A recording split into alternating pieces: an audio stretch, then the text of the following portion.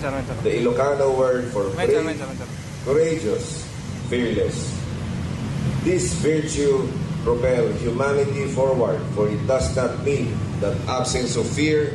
Instead, it is the willingness to confront it.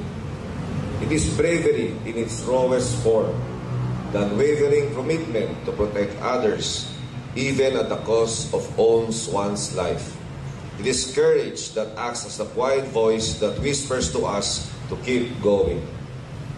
These acts of bravery and courage are not limited to grand gestures. They are woven into the fabric of everyday life, offering a listening ear or the individual facing their inner demons. It's the single parent working multiple jobs to provide for their children, or the artist facing rejection and criticism to pursue their passion. Bravery and courage are contagious, inspiring others to stand tall in the face of adversity. They remind us that even in the darkest moments, humanity's spirit can shine bright, illuminating the path forward. In March 12, 2025, in Barangay Balangad, Lawag City, nariggaay tay darat iti mararamig nga kanal ngano sa tino ada iti trabahador nga ada ijay kali. Insigita nga naban ni Chris Noel Colomong, Mark Prince Agoo, and Nurse Rachel Ann Basi, and they raised themselves to possible suffocation and burial due to unstable soil conditions just to save the workers. Together with the whole city disaster risk reduction management, search and rescue team through their head, Dr. Melvin Manuel, they demonstrated remarkable courage and unwavering commitment.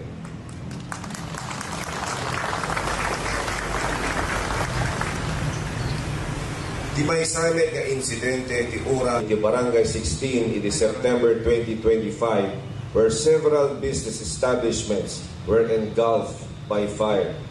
Senior Fire Officer Juan Berhel Ramos, a Nasselman, battled the flames. Together with the whole team of the Bureau of Fire Protection under the leadership of Fire Senior Inspector Edison Reyes, they entered buildings, burning buildings when everyone else is moving away from it. They are committed to duty and willingness to risk one's life to save others.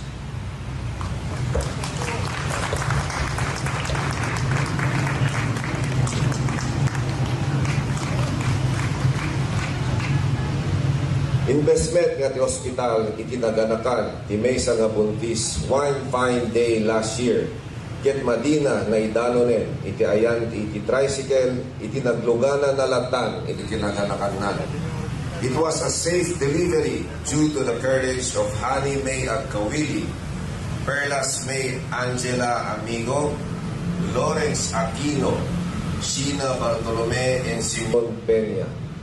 Together with the whole team of the Department of Public Safety under the leadership of Medard Luis Carino Monroy Jr., a mother and a bouncing baby boy overcame the dangers.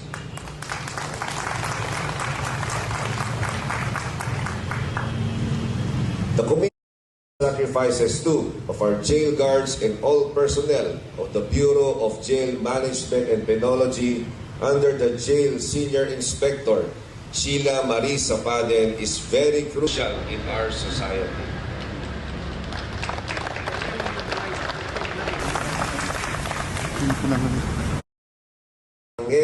Kadagiti daluyong tapno may salbar itibiyag iti mangmangted kiret kadatayo nga natalged itibiyag iti amin iti taaw ket gapo kadagiti Coast Guard led by Lieutenant Junior Grade Daryl Tilay and our noblemen from the Philippine Navy Marines Commander, 4th Marine Brigade Brigadier General Bob Apostol.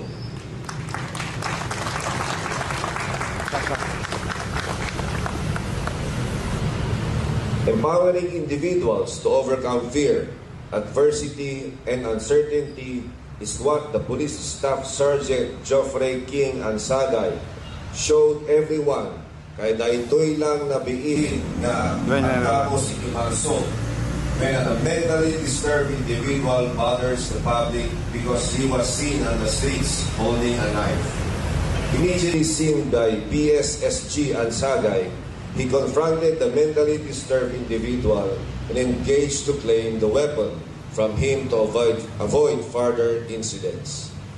With this bravery, which is a reflection of the strong sense of purpose to act courageously, National Police, led by Police Lieutenant Colonel Ryan Reputar.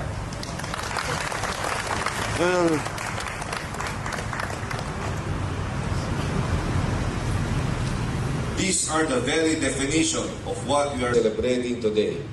The kind of bravery that springs from noble purpose, love from family, and inspiration from our leaders.